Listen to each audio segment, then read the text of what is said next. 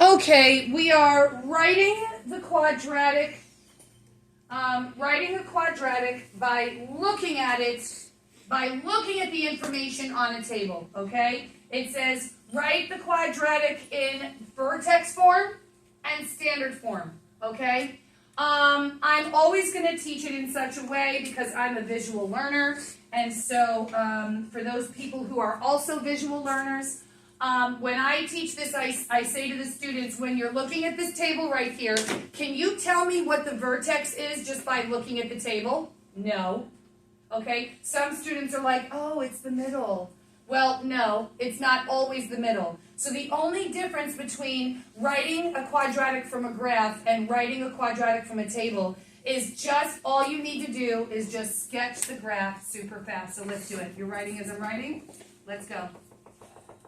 It literally takes 30 seconds, okay, to plot each of these points on a graph so you can see it visually. It's very helpful for you because when students look at the table, they don't off the top of their head know, what is the vertex, okay? So we have positive 2, positive 9, 1, 2, up 1, 2, 3, 4, 5, 6, 7, 8, 9. It's just a rough sketch. Positive 3, up 1, 2, 3.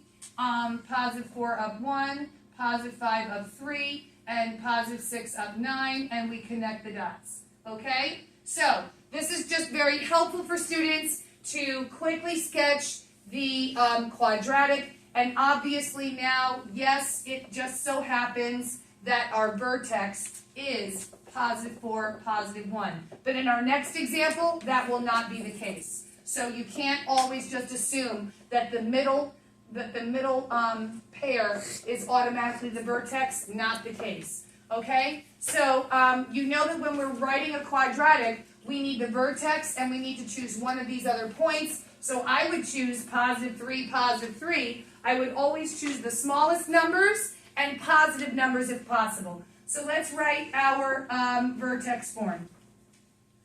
Okay? We're going to write it. Right? And then we rewrite it with the empties. Okay? And then we fill in our empties. So you know that the H and the K, okay? I don't want to use another, I'll use black. Okay? We know that our vertex, everybody write vertex, is our H and K. Right there. Our vertex is our H and K, which is also the X and Y value. So our X goes here, and our Y goes here. Our H and K, 4, 1, H and K. Okay? And we chose 3 and 3, so how easy is that? 3 and 3. We put it right here, where the Y value is and where the X value is.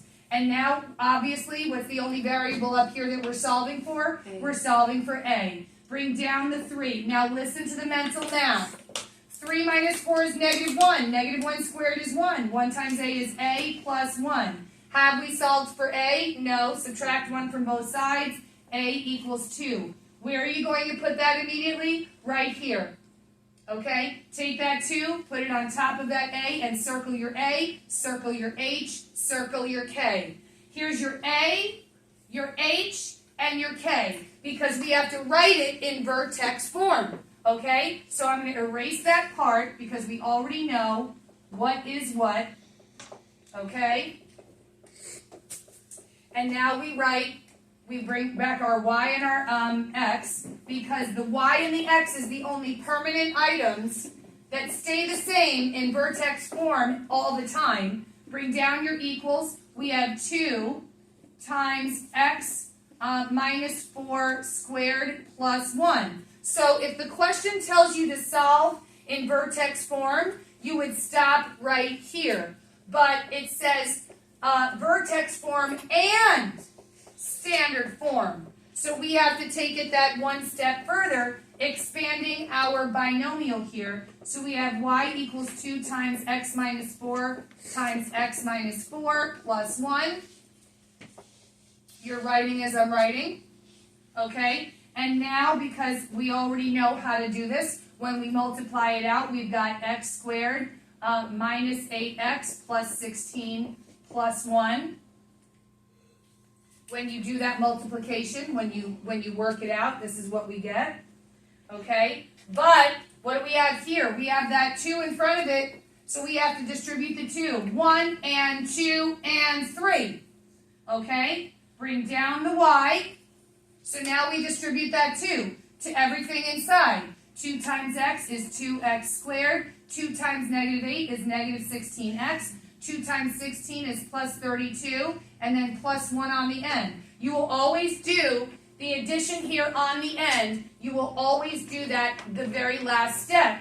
32 plus 1 gives you 33. So I'm just going to erase and put 33 and circle. So standard, let's write standard form. Okay, it asks for vertex and standard. So this is our standard form. Draw the arrow and write, this is our vertex form right here. Again, if it asked you to write it in vertex form, we would stop right here. But it said vertex and standard, so we also took it that one step further, multiplying it out, expanding it, and we got our standard form. Writing a quadratic from a table.